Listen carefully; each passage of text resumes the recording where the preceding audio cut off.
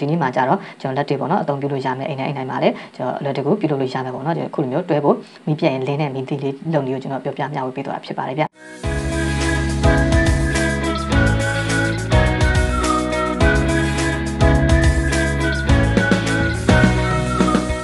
ျဟုတ်ပြီ okay အားလုံးပဲမင်္ဂလာပါဗျကျွန်တော်ရဲ့ Mountain Twin ဆိုတဲ့ YouTube channel လေးအားလုံးတစ်ခါပြန်လဲကြိုဆိုလိုက်ပါတယ်ဗျကျွန်တော်ရဲ့ Mountain Twin YouTube channel လေးမှာဆိုရင်မိမိတို့အိမ်မှာနေ့စဉ်သုံးတဲ့လက်စစ်ပစ္စည်းတို့ပြင်နေစင်နေတဲ့ကျွန်တော်လက်တွေ့အသုံးချလိုက်ရမယ်ပေါ့နော်ပစ္စည်းတွေ training နီးလမ်းချို့ကျွန်တော်ပြောပြပေးနေတဲ့ channel လေးဖြစ်ပါတယ်ဗျကျွန်တော် channel လေးကအရင် video မှာလည်းစဉ်းစားကောင်းတဲ့ video တွေနဲ့ပြင်နေစင်တွေတင်ခဲ့ပြီးဖြစ်လို့ကျွန်တော်မကြည့်ရသေးရင်ကျွန်တော်စိတ်ဝင်စားရင်ကျွန်တော်ရဲ့ channel လေးတွားပြီးတော့အဲ့ဒီ video တွေကိုပြန်လဲတွားရှာဖွေအားပေးနိုင်ပါတယ်ဗျ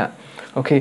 ကျွန်တော်ဒီနေ့ video လေးမှာကြာတော့ကျွန်တော်အရင်တော့ကျွန်တော်တင်ပေးခဲ့ဘူးတယ်ပေါ့နော်အသုံးဝင်တဲ့ပစ္စည်းလေးတစ်ခုကိုကျွန်တော်ပြန်ပြီးတော့လုပ်ပြမှာပေါ့နော်ကျွန်တော်အရင်တင်ခဲ့တဲ့ကောင်လေးကကျွန်တော်အရင်တော့ပေါ့နော်ကင်မရာလည်းသိမကောင်းအတန် quality လည်းမကောင်းပေါ့နော်အဲ့ဒါကြောင့်မလို့ကျွန်တော်ဒီ video လေးကိုကျွန်တော်အသစ်တစ်ဖန်ပြန်ပြီးတော့ပေါ့နော် renew ပြန်လုပ်ပြီးတော့ဖြစ်ပါတယ်ဗျအဲ့ဒီကောင်ကဘာလဲဆိုတော့ကျွန်တော်အခုလိုမျိုးမီးပြတ်တဲ့အချိန်မှာအရန်အသုံးဝင်တဲ့ကျွန်တော်အရင်တော့လုပ်ပေးခဲ့ဘူးတဲ့ဆက်နပ်ဖို့ပေါ့နော်တွဲဖို့ auto မီးသီးလုပ်နေလေးဖြစ်ပါတယ်ဗျအရင် video ကိုကြည့်ရတာအားမရဘူးပေါ့နော်သိနားမလဲဆိုတဲ့တကူကြာကျွန်တော်တခု video ကိုကြည့်ရှုနိုင်တယ်ပေါ့နော်ကျွန်တော်လူအသစ်တွေဆိုရင်လည်းတစ်ချက်လောက်ပေါ့နော်ကျွန်တော်ဒီ video လေးကြည့်ရှုပေးပါအောင်ဗျကျွန်တော်ဒီ channel လေးမှာပေါ့နော်အခုလိုမျိုးစိတ်စားကောင်းတဲ့မြင်းစင်ဒီ training နဲ့ lesson နဲ့ပတ်သက်တဲ့ဘုဟုတုတ video ကိုကျွန်တော်အမြဲတမ်းအသစ်တင်ဆက်ပေးနေမှာဖြစ်လို့ကျွန်တော် channel လေးကို subscribe လုပ်ရသေးတယ် subscribe လုပ်ပြီးတော့ကျွန်တော်နောက်ထပ်တင်မဲ့ video တွေကိုဆောင်ရွက်ကြည့်ရှုအားပေးနိုင်ပါတယ်ဗျ okay အဲ့ဒါဆိုကျွန်တော်ဒီနေ့ video လေးကိုစားလိုက်ကြတာပေါ့ဟုတ်ပြီအဲ့တော့ကျွန်တော်ဒီနေ့လုပ်မဲ့ပစ္စည်းကျွန်တော်ဒီနေ့လုပ်မဲ့ဒီကောင်လေးမှာကျတော့ကျွန်တော်ဘာလုပ်အပ်လဲဆိုတော့ကျွန်တော်တို့အဓိကသူ့မှာအသုံးချမှာပေါ့နော်ဒီဆက်နပ်ဖို့တွဲဖို့ relay လေးတစ်လုံးလုပ်မယ်တွဲဖို့ relay လေးလုပ်မယ်ပေါ့နော်ဒီတွဲဖို့ relay အကြောင်းရှင်းပြမယ်သူ့မှာ6ထောက်ကဒီဘက်မှာ3ချောင်းပါတယ်ဒီဘက်မှာ2ချောင်းပါတယ်ပေါ့နော်3ချောင်း2ချောင်းပါတယ်ဟုတ်ပြီနောက်တစ်ခုကကျတော့ကျွန်တော်တို့တွဲဖို့မီးသီးလုံးမှာဖြစ်တဲ့တွဲဖို့မီးလုံးတစ်လုံးလိုအပ်တာပေါ့နော် okay လိုအပ်တဲ့တွဲဖို့မီးသီးကိုကျွန်တော်ဒီ video လေးမှာ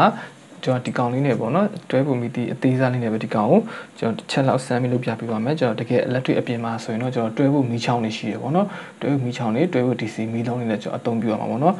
တွဲဖို့ cycle battery နဲ့ချိန်လိုက်တာပေါ့နော်ဒီလိုလေးလင်းမယ် okay cycle တွဲဖို့ cycle battery လေးတစ်လုံးလိုမယ်ကျွန်တော်တွဲဖို့ relay လေးတစ်လုံးလိုမယ်တွဲဖို့ဒါပါလေမီးသီးပေါ့နော်တွဲဖို့မီးသီးလေးတစ်လုံးရှိရဆိုရင်ကျွန်တော်ဒီကောင်လေးကလိုလို့ရသွားပြီဗျာ okay အဲ့တော့ကျွန်တော်ပထမဆုံးအနေနဲ့ဒီ relay လေးအကြောင်းကျွန်တော်အရင်ဆုံးရှင်းပြပေးမယ်ပေါ့နော်ဟုတ်ပြီဒီကောင်ကတွဲဖို့ relay တွဲဖို့ relay ပေါ့နော်တွဲဖို့ relay ဒီကောင်ကိုကျွန်တော်ဒီလိုမျိုးဆက်ပြမှာပေါ့နော်အပေါ်က3ချောင်းအောက်က2ချောင်းပေါ့နော်ကျွန်တော်ဒီကောင်ဒီလိုလေးဆွဲလိုက်မယ်ပေါ့နော်ဒါ4000ကွက်လေးပဲလုပ်လိုက်မယ်ဟုတ်ပြီသူအပေါ်မှာ1ချောင်း2ချောင်း3ချောင်းရှိမယ်အောက်မှာ2ချောင်းပေါ့နော်ဒီလိုရှိရ okay ဒါသူ relay မှာရှိတဲ့ငုတ်အဆက်တယ်ပေါ့နော်အဲ့ဒီမှာကျွန်တော်တို့က power ဘယ်ကိုကြည့်ရမလဲဆိုတော့ဒီဘက်နှစ်ခုကဒါ power ကြည့်ရမယ်အစကျွန်တော်အနည်းနဲ့ဆွဲလိုက်ပေါ့နော်ဒီအနည်းနဲ့ဆွဲလိုက်တဲ့ကောင်ကကျွန်တော်ဒီမှာဒီကောင်အနည်းနဲ့2ချောင်းဆွဲလိုက်တဲ့ကောင်ကဒါတွဲဖို့ကြည့်ရမှာပေါ့နော်ဒီတယ်ပေါ့နော်အဲ့ဒီဘက်နှစ်ငုတ်ကတွဲဖို့စာကြည့်ရမှာပြီးတော့ဒီအောက်နှစ်ငုတ်ကကျတော့တစ်ဖက်က normally open တစ်ဖက်က normally close ပေါ့နော်အဲ့ဒါမကြည့်တတ်ဘူးဆိုရင်ကျွန်တော်ဒီမှာသူကောင်ကဒီလိုလေးကြည့်လိုက်လို့ရတယ်ပေါ့နော်အဲ့တော့ဒီကောင်ကဒီမှာကြည့်လိုက်တဲ့အခါကျရင်ကျွန်တော်ဒီဘက်ဒီမှာသူ့ရဲ့အရှာလေးရှိရတယ်လားဒီရှာလေးရပေါ့နော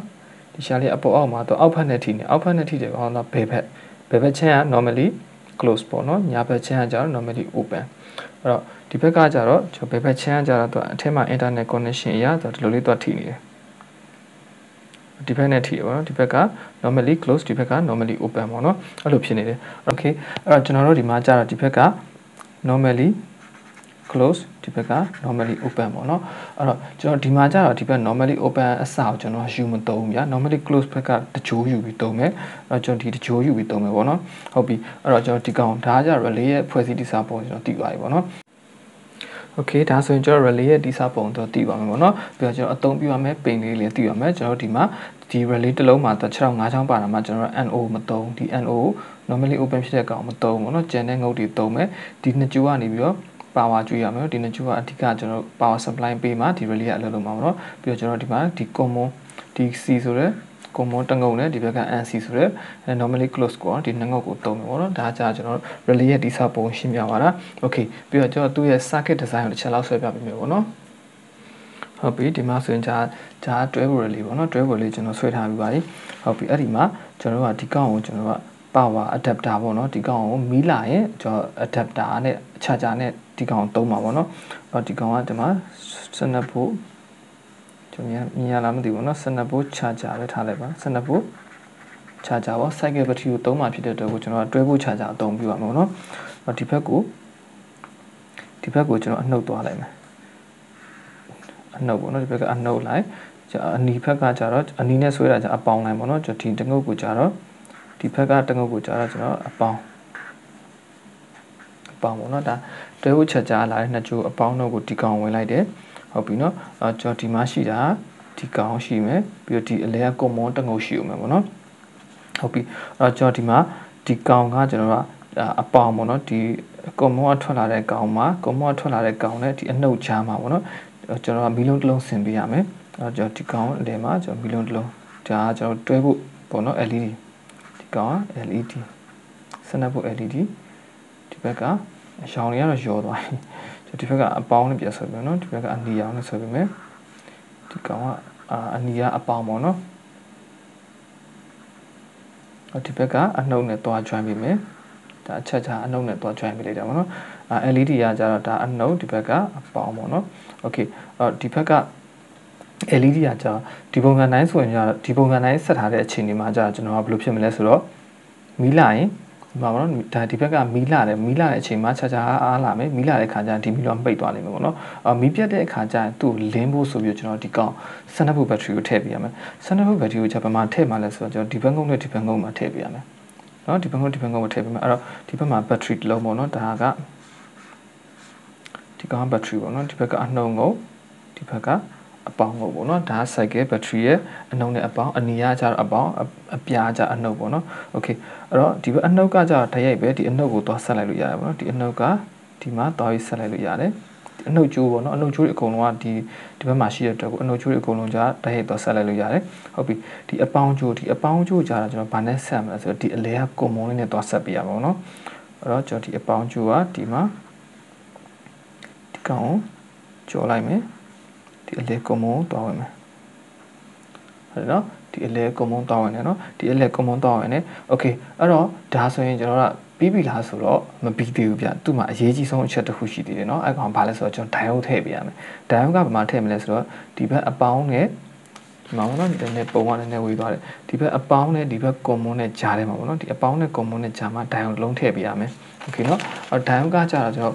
ဘာဒိုင်ယိုထည့်ရမလဲဆိုတော့ကျွန်တော်ဟိုဟာပေါ့နော်ကျွန်တော်ပုံမှန်တွေ့နေကြ14007ဒိုင်ယိုအသေးလေးထည့်နေရတယ်ကျွန်တော်ကတော့ဒီမှာပေါ့နော်အဲ့ထက်ကိုပို့ပြီးတော့ကောင်းတဲ့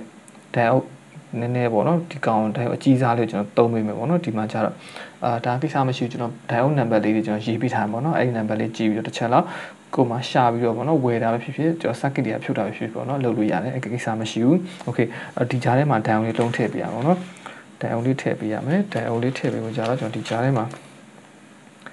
ဒိုင်ယိုလေးလုံးထည့်ပေးရမှာနော်ဒီနှစ်ခုကြားမှာဒိုင်ယိုလေးလုံးထည့်ပေးရမယ်ကျွန်တော်ပြားလေးနဲ့ပဲဆွဲလိုက်ပါနော်โอเคဒီကြမှာဒါဒိုင်ယိုလေးလုံးထည့်ပေးရပါတော့โอเคဒါဆိုရင်တော့ကျွန်တော်တို့ဒီ circuit ကပြည့်စုံသွားပြီဗျာပြည့်စုံသွားပြီအဲ့တော့ကျွန်တော်ဒီကောင်ကဘယ်လို function နဲ့အလုပ်လုပ်မှာလဲဆိုတော့မီးလာတဲ့အခါကျရင်မီးမလင်းဘူးအဲ့မီးလာတဲ့အခါမှာမီးလင်းတာမလို့မီးပြတ်တဲ့အချိန်မှာမီးလင်းတာကျွန်တော်တို့လိုချင်တာဗျာအဲ့တော့ကျွန်တော်တို့ဒီကောင်ကမီးလာတဲ့အချိန်မှာဒီကောင်တွဲဖို့ချာချာနေပြီးတော့ဒီကောင်ကိုအားပေးတဲ့အချိန်မှာဒီမီးလုံးကမလင်းဘူးဗျာတကယ်လို့ဒီကောင်မီးပြတ်သွားတဲ့အချိန်ပေါ့နော်မီးပြတ်သွားတဲ့အချိန်မှာဒါလည်းသူကဘက်ထရီအားနေပြီးတော့တစ်ဆင့်မီးလုံးလင်းမယ်မီးလာရင်မလင်းဘူးမီးလာတဲ့အချိန်မှာကျတော့သူကဒီတွဲဖို့ချာချာနေပြီးတော့ဒီဘက်ထရီကိုအားသွင်းနေမယ်တွဲဖို့ချာချာနေဘက်ထရီကိုအားသွင်းတဲ့ဟာတခုပဲသူအလုပ်လုပ်မှာပေါ့နော်တွဲဖို့ချာချာမီးလာအချိန်မှာဘက်ထရီကိုအားသွင်းနေမယ်မီးပြတ်တဲ့အချိန်တွေမှာဒါဘက်ထရီရဲ့အားနေပြီးတော့မှမီးလုံးကိုထုတ်ပြီးတော့တစ်ဆင့်ပြန်ပြီးတော့အားပြန်ထုတ်ပြီးတော့မီးလင်းစေမှာပေါ့နော်โอเคဒါတော့ကျွန်တော် circuit အပြည့်စုံကတော့ဒီလောက်ပဲပေါ့နော်ကျွန်တော်နည်းနည်းလေးဆွဲရတော့ပုံကနည်းနည်းသေးပြီးတော့ရှုပ်သွားတယ်ပေါ့နော်ဒါပေမဲ့ကျွန်တော်တေချာကြည့်ရင်တော့လည်းတစ်ချက်လောက်နောက်တစ်ခါတော့ပြန်ကြည့်လိုက်တဲ့ခါကျရင်တော့ရှင်းသွားပါပေါ့နော်โอเคအဲ့ဒါဒါဆိုကျွန်တော်ဒါ circuit ပြီးသွားတာဆိုတော့ကျွန်တော်လုပ်လို့ရပြီပေါ့နော်ဘာမှခက်ဘူးကျွန်တော်ဒီကောင်ကိုခဲဆော်လိုက်ကြမယ်โอเคဒီမှာဆိုရင်ကျွန်တော်ခဲဆော်လို့ပြီးသွားပြီပေါ့နော်ကျွန်တော်သူ့မှာကျွန်တော်အသုံးပြုမဲ့ကြိုးလေးလေးချောင်းကျွန်တော်ခဲဆော်လိုက်တယ်ပေါ့နော်ကျွန်တော်နည်းနည်းလောက်ဆွဆွဲပြပေးမယ်โอเคပေါ့နော်ဒီလိုမျိုးလေးကျွန်တော်ဒါအခုနပုံဆွဲပြတဲ့အတိုင်းပေါ့နော်ကျွန်တော်ဒီမှာဒိုင်ယိုလေးလုံးခံထားတွေ့လားဒ diode မှာကျတော့ကျွန်တော်တို့အရစ်ပါတဲ့ဖက်ရှိရပေါ့နော်အရစ်ပါတဲ့ဖက်ဒီဘက်ကအရစ်ပါတယ်ပေါ့နော်အရစ်ပါတဲ့ဖက်ကို common အလဲငုတ်ဖက်ကိုသွားပြရမယ်ပေါ့နော်ဒီကောင်ကဖြောင်းပြန်တက်လို့မရအောင်ပေါ့နော်ကျွန်တော်အခုကဒီဘက်ကိုအပေါင်းကျွေးမှာဖြစ်တဲ့အတွက်ကိုဒီဘက်က diode ဆိုတာတစ်ဖက်ပဲသွားတာလေအဲ့တော့ဒီဘက်ကိုအရစ်ပေါ့နော်အရစ်ပါတဲ့ဘက်သွားမှဒါဒီဘက်အပေါင်းကနေဟိုဘက်ကိုသွားမယ်အဲ့ဒီကောင်ကဒီဘက်ကိုပြန်မလာနိုင်ဘူးပေါ့နော်diode ရဲ့သဘောတရားကကျွန်တော်တလမ်းပဲသွားတယ် one way ပေါ့နော်ကားတွေမှာ one way မောင်းတယ်လို့မျိုးပဲအသွားဆိုအသွားပဲအပြန်ဆိုအပြန်ပဲရတယ်ပေါ့နော် okay ဒီမှာကျကျွန်တော်ဒီဘက်ကနေဒီဘက်ကိုသွားပဲလောက်ထားတယ်ပေါ့နော်ဒီအနီဂျိုးလေးကနေပြီးတော့အလဲကွန်မုံကိုအသွားပဲလောက်ထားတယ်ကျွန်တော်ဘက်ထရီကနေပြီးတော့ဒီကောင်ပြန်ပြီး feedback ကားတယ်ပြန်မလာနိုင်ဘူးပေါ့နော်အဲ့လိုလောက်ထားတာ limit လောက်ထားတာပေါ့နော်အဲ့လိုတလမ်းမောင်းပုံစံကျွန်တော်လောက်ထားတယ်ကျွန်တော်ပြန်လာလို့မရဘူး okay အဲ့တော့ကျွန်တော်ဒီကောင်ဂျိုးအဆက်တွေလုပ်လိုက်ပါတော့ okay ကျွန်တော်ဒီမှာဟိုကပုံဆွဲပြထားတဲ့အတိုင်းပေါ့နော်ကျွန်တော်မီလုံးအရင်တန်လိုက်မယ်မီလုံးကိုကြာတော့ကျွန်တော် LED ကိုကြာတော့ကျွန်တော် normally close ပေါ့နော်ဒီဘက်ကျွန်တော်အဝါနှစ်ချောင်းမှာကျွန်တော်ဒါကကြာကျွန်တော် power အဝါနှစ်ချောင်းကကြာတော့ဒါ normally close နဲ့ဒီဘက်က common ပေါ့နော်အနီးနှစ်ချောင်းကကြာ power ကျွေးမဲ့ကောင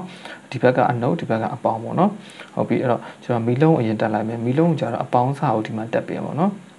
မီလုံးရဲ့အပေါင်းစာကိ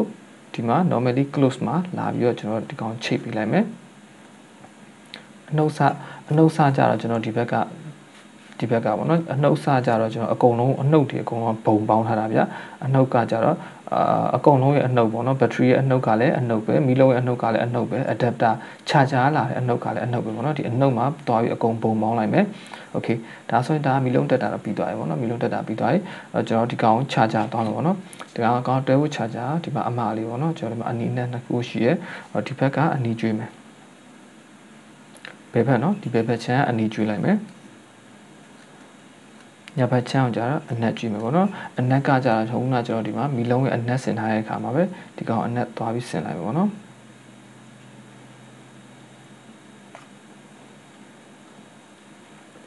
โอเค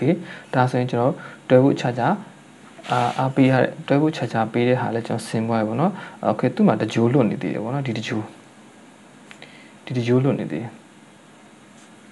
ဒီတကြိုးကဘယ်သွားမှလဲဆိုတော့ဒီတကြိုးကဘယ်သွားမှလဲဆိုတော့ဘက်ထရီကိုသွားမယ်ကြိုးဒီအလဲကွန်မွန်ကဘယ်သွားမှလဲဆိုတော့သူကဘက်ထရီကိုသွားမယ်ပေါ့နော်ကွန်မွန်ကဘက်ထရီတစ်ဖက်ကိုဘက်ထရီရဲ့အပေါင်းဖက်ချံအောင်သွားမယ်ပေါ့နော်ဒီမှာဆွဲထားတဲ့အတိုင်းပဲဘက်ထရီရဲ့အပေါင်းဖက်ချံကိုကွန်မွန်ကသွားမှာဒီအလဲငုတ်ကွန်မွန်ကဘက်ထရီရဲ့အပေါင်း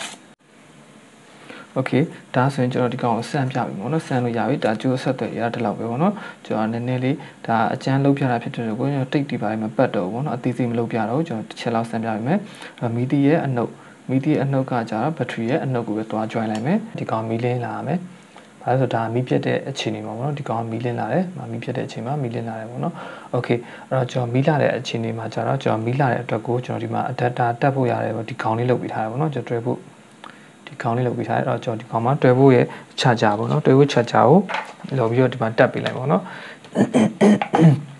်ကျွန်တော်ဒီမှာတွဲဖို့ adapter အသုံးပြုလို့မရအောင်เนาะဘာဖြစ်လို့ဆိုတော့ကျွန်တော် cycle battery ကိုသုံးထားလို့တွဲဖို့ adapter နဲ့အသုံးပြုလို့မရဘူးတွဲဖို့ adapter cycle battery ကိုအားသွင်းတဲ့အခါကျရင်အားမသွင်းနိုင်ဘူးဗျာเนาะအဲကြောင့်ကျွန်တော်တွဲဖို့ charger ကိုအသုံးပြုပေးရမယ်ဒီမှာတွဲဖို့ charger ပေါ့เนาะဒီကောင်ကကျွန်တော်တို့ဆေးဖြန်းပုံပေါ့เนาะကျွန်တော်ပိုးသက်ဆေးဖြန်းပုံเนาะကိုဗစ်ကာလမှာပိုးသက်ဆေးဖြန်းပုံပေါ့เนาะအားသွင်းတဲ့ battery ပုံတွေနေမှာအားသွင်းတဲ့ adapter ပေါ့เนาะဒီကောင် charger အားသွင်းတဲ့ charger ဖြစ်တယ်ဒီကောင်ကိုတစ်ချက်လောက်ကျွန်တော်ဒီကောင် power တော့ကျွေးလိုက်မယ်ပေါ့เนาะအနေနဲ့ပဲကင်ထားလိုက်မယ်ဒီမှာပေါ့เนาะမီလင်းနေပြီဒါ battery မှာမီလင်းနေပြီဒါဆိုမီးပြတ်တဲ့အချိန်ဒီမှာမီးလင်းတာတော့ကျွန်တော်ဒီမှာဒါမီးပလက်တော့ထုတ်လိုက်ပေါ့เนาะမီးလာတဲ့အချိန်ဒီမှာကျွန်တော်ကြည့်မယ်okay relay ကတ်သွားတယ်ပေါ့နော်ကျွန်တော် relay ကတ်သွားပြီးတော့ကောင်မီးလာအချိန်ကြာရင်ကျွန်တော်တခြားမီးလုံးတွေလင်းမယ်ပေါ့နော်ကျွန်တော် battery မီးကိုအားသွင်းနေမယ်ကျွန်တော်မီးပြတ်သွားမယ်ပေါ့နော်မီးပြတ်သွားတဲ့အချိန်ကြာရင် okay တစ်စက္ကန့်လောက်ပဲကြာတယ်မီးပြန် battery ရဲ့ဟာလင်းပါနော်မီးလာတယ်မိတ်သွားမယ်မီးပြတ်တဲ့အခါကြာရင်တော့ဒီကောင်မီးပြန်လင်းမယ်ပေါ့နော် okay အဲ့တော့ကျွန်တော်ဒါအဆင်ပြေတယ်ကျွန်တော်တို့ဟောပါပေါ့နော်ဘယ်လိုပြောပြရမလဲဒါအဆင်ပြေတယ်ပေါ့နော်အခုလိုမျိုးမီးခဏပြတ်တဲ့အချိန်မှာမီးလာတဲ့အချိန်ကျရင်ဒီကောင် automatic ပိတ်သွားမယ်မီးပြတ်တဲ့အချိန်ကျမှဒါလည်းသူကလင်းလာမယ်ပေါ့နော်အဲ့တော့ဒီကောင်လေးလှုပ်ထားခြင်းအပြင်ကျွန်တော်တို့အိမ်မှာဒီလိုမီးလုံးလေးလုံးထွင်ထားလိုက်မယ်ဆိုရင်မီးလာမီးပြက်ပေါ့နော်ကျွန်တော်တို့အိမ်ကမှတ်မောင်းတော့ပေါ့နော်သူများအိမ်ကမှောင်းတော့ကျွန်တော်တို့အိမ်ကမီးပြက်တဲ့ခါကျရင် auto ဒီကောင်လေးကတစ်စက္ကန့်လောက်ကြာမှဒီကောင်ထလင်းမယ်ပေါ့နော်ပြီးတော့ကျွန်တော်ဒီကောင် cycle battery ကိုသုံးထားတာဖြစ်တဲ့အတွက်ကို ကျွန်တော်တုံးတဲ့ဒီပေါ့နော်12ဖို့မီလုံးကကျွန်တော်တအားဝက်စားတာကြီးမဟုတ်ဘူးဆိုရင် AC ပဲကျွန်တော်3လေးနောက်နေရာလောက်ထုံလို့ရတယ်ကျွန်တော်ဒီကောင်ကမီလုံးအကြီးပေါ့နော်12ဖို့မီလုံးမှာဝက်အများကြီးစားတဲ့မီလုံးတွေထုံမယ်မီချောင်းတွေထုံမယ်ဆိုရင်တော့ကျွန်တော်ကအားတော့တိတ်ခံမှာမဟုတ်ပေါ့ဗျာကျွန်တော်တုံးတိုင်းကိုကျွန်တော်12ဖို့ပေါ့နော်မီချောင်းလေးပေါ့နော်အသေးစားလေးမီချောင်းအသေးစားလေးတစ်ချောင်းနဲ့ဒီကောင်ကိုချိန်ပြီးထုံမယ်ဆိုရင်တော့ကျွန်တော်3လေးနာရီလောက်တော့ AC ထုံလို့ရတယ်ဗျာ cycle battery ကောင်းနေပြောတာပေါ့နော် cycle battery ဒီကအဟောင်းရင်ပြီးတော့မကောင်းတော့ဆိုရင်တော့ကျွန်တော်အားတိတ်ပြီးတော့ store မလုပ်နိုင်တော့ကျွန်တော်မခံဘူးပေါ့နော် okay ဒီနည်းတန်းလေးကအရင်အဆင်ပြေတယ်ကျွန်တော်လက်ရှိအိမ်မှာလည်းတုံးတယ်ကျွန်တော်မိတ်ဆွေတငယ်ချင်းတွေကျွန်တော်လုပ်ပြီးထားတယ်ပေါ့နော်အဲ့တော့ကျွန်တော်အရင်အဆင်ပြေတယ်ဘာမှအကုန်ကြစိတ်လည်းမရှိဘူးဘာမှအနေလည်းမရှိဘူးပေါ့နော်ကျွန်တော်ဒီ12 relay လေးတစ်လုံးနဲ့ကျွန်တော် diode လေးတစ်လုံးနဲ့အသုံးပြုပြီးတော့ဒီကောင်လုတ်သွားတာပေါ့နော် okay အဲ့တော့ကျွန်တော်ဒီနည်းတန်းလေးကအခုလိုမျိုးပေါ့နော်အရင်အဆင်ပြေတဲ့ဖြစ်တဲ့အတွက်ကိုလွယ်လွယ်ကူကူနဲ့သုံးလို့ရပြီးတော့လည်းအရင်အဆင်ပြေတဲ့ဖြစ်တဲ့အတွက်ကိုကျွန်တော်ဒီနည်းလမ်းလေးကျွန်တော်ပြောပြမျှဝေပေးလိုက်ပါတယ်ဗျာဟုတ်ပြီကျွန်တော်ဒီနေ့ပြောပြတဲ့ဗီဒီယိုလေးကိုလည်းအားလုံးလည်းကျင်းတဲ့သဘောကျမယ်လို့ကျွန်တော်မျှော်လင့်ပါတယ်ကျွန်တော်ဒီနေ့ဗီဒီယိုလေးဒီမှာပဲရှင်းထားလိုက်မယ်ပေါ့နော်โอเคကျွန်တော်ဒီနေ့မှာကြတော့ကျွန်တော်လက်တွေပေါ့နော်အသုံးပြုလို့ရမယ်အိမ်တိုင်းမှာလည်းကျွန်တော်အလွယ်တကူပြုလုပ်လို့ရမယ်ပေါ့နော်ခုလိုမျိုးတွဲဖို့မီးပြတ်ရင်လင်းနဲ့မီးသီးလေးလုံနေကိုကျွန်တော်ပြောပြမျှဝေပေးသွားတာဖြစ်ပါတယ်ဗျโอเคအားလုံးလည်းကျင်းတဲ့သဘောကျပြီးတော့နားလဲကြမယ်လို့ကျွန်တော်မျှော်လင့်ပါတယ်ဗျာကျွန်တော်ရဲ့ channel လေးမှာအခုလိုမျိုးစဉ်းစားအကောင်းတဲ့ဗီဒီယိုအသစ်တွေကျွန်တော်အမြဲတမ်းကြိုးစားပြီးတင်ဆက်ပေးနေမှာဖြစ်လို့ကျွန်တော် channel လေး subscribe လုပ်ရသေးတယ် subscribe လုပ်တာကိုကျွန်တော်တောင်းဆိုလိုက်ပါတယ်ဗျကျွန်တော်ဒီနေ့ဗီဒီယိုလေးကျွန်တော်တဲ့ပေါ်ကြရဆိုရင်လည်းကျွန်တော် like and subscribe လုပ်ပြီးတော့ကျွန်တော်မိတ်တခြားပေါ့နော်မိတ်ဆွေတငယ်ချင်းတွေကိုလည်းကျွန်တော် channel လေးအကြောင်းပြောပြပြီးမျှဝေပေးဖို့ကျွန်တော်ကနေတောင်းဆိုလိုက်ပါတယ်ဗျကျွန်တော်ပရိသတ်အားလုံးလည်းစိတ်ချမ်းသာခြင်းကိုယ်ကျန်းမာခြင်းနဲ့ပြည့်စုံကြပါစေလို့ကျွန်တော်မောင်လေးထင်မှာဆုတောင်းမေတ္တာပို့သလိုက်ပါတယ်ဗျโอเคအဲ့ဒါဆိုရင်လည်းကျွန်တော်နောက်ထပ်လာမယ့်ဗီဒီယိုအသစ်မှာကျွန်တော်နောက်တစ်ခါပြန်လည်ဆုံတွေ့ကြပါဦးမယ်ဗျbye bye